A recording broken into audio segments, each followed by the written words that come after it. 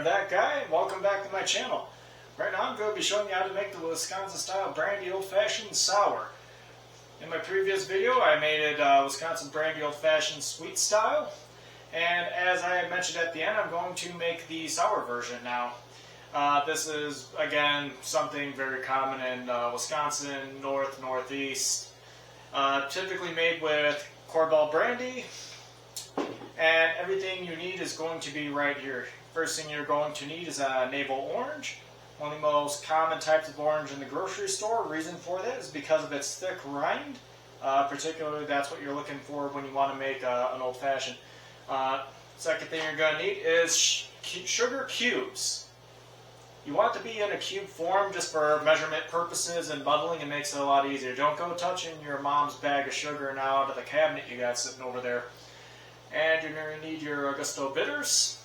You can find that just about at any store that sells alcohol. And you're going to need clean ice, most importantly. The ice I use particularly, it's sealed with the top on it. It has almost little to no freezer burn on it, which is something you want in ice. If you look at the bottom right here, that is perfectly clear. You'll see that in the glass. It makes all the quality difference of just having really good ice. All the calcium and iron that naturally occurs in water gives it kind of a bitter taste. So the cleaner water you can have, it will drastically improve your old-fashioned. And the big difference is here with the sour version, I have grapefruit juice. In my last video I made this fresh squeezed with my Navel juicer, and the thing sounds like a Messerschmitt ME262. The whole table was shaking. I probably woke up half the neighborhood with the gosh darn thing. Okay, so let's start making the old-fashioned here. First thing, we're going to quarterize our orange. So a half of a half of a half. Alright. Now we can just leave this aside. We'll have that for breakfast. Let's take your thumb. Anyone probably in kindergarten has figured out how to peel an orange. You typically want one that has like the thicker rind. So if you can find one that has a thick rind, particularly the Navel, Cara oranges are there. They would be my runner-up. They have more of a citrusy taste to it. It does change the flavor drastically. I think they're still good, but it's not traditional. Alright, now you're going to take one sugar cube, plop it into the glass. Now we are going to take our bitters. 1, 2, 3, 4, 5. And one thing I almost forgot to mention too. Previously I was using Maggiano cherries for the sweet style. I'm going to be using, the Luxardo cherries.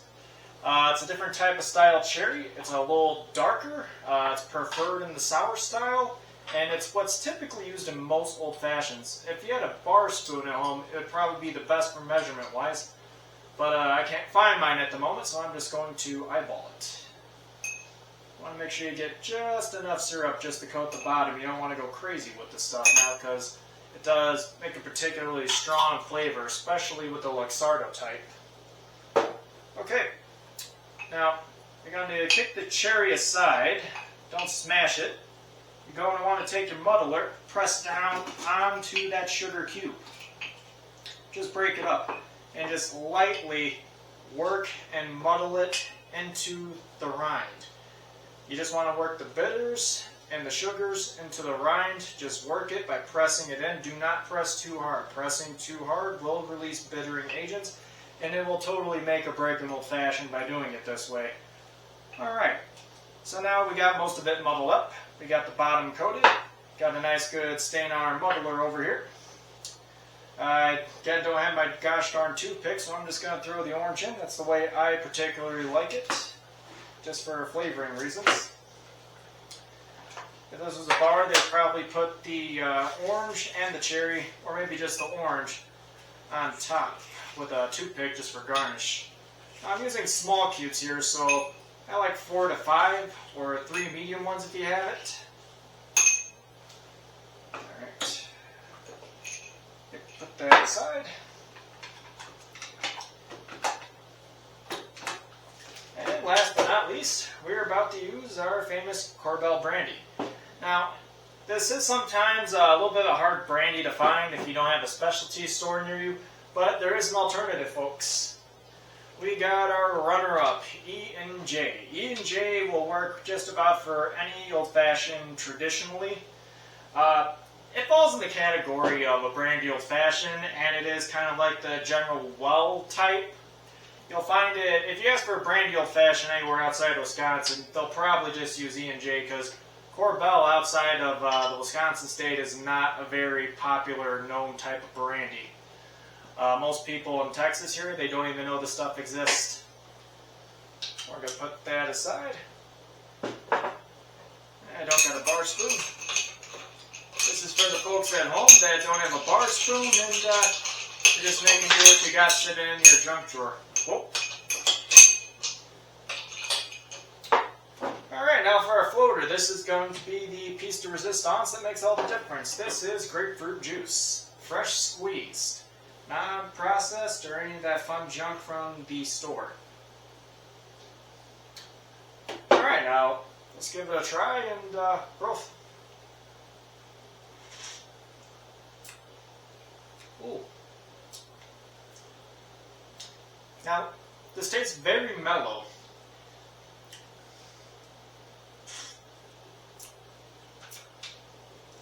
I could definitely taste the freshness in the grapefruit juice. The thing that's interesting about this is I don't even taste the brandy, really. Maybe I need to give it a little more of a stir.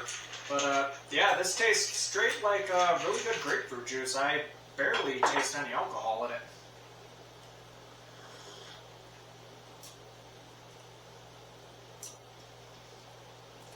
Okay, this is something like you would have on like a Friday fish fry or something for like a calming afternoon. This is not a very sweet drink, but it's very mild. It's very mellow. And complemented with the Korbel Brandy, it's almost not noticeable in there, so I could see for general purposes why something like E&J would be a general well brandy if someone were to order it sour. Just because me personally, I don't really taste it. But I will say this is a delicious drink. It is very excellent. It has a good balance. But preferably, I would prefer the old-fashioned sweet. But then again, if you're someone that's diabetic or has to watch their sugars or something, and let's just say like you want to go out, just enjoy like a cocktail in the evening, then this is absolutely the cocktail for you. It's very, very smooth, and it's very enjoyable, very relaxing, and not at all overpowering with most of the elements that you find in some other cocktails. And again, this cocktail, I am going through this recipe book right here, the Old Fashions. It's by Robert Simmons. I'd like to personally thank and a shout out to him for all these delicious recipes, and I'm hoping to go through and see if we can pick out the best ones and make this whole entire book and see if we can get every old fashioned under the table. No pun intended. Alright, thank you very much for watching my channel, and I'm that guy. Don't forget to like and subscribe.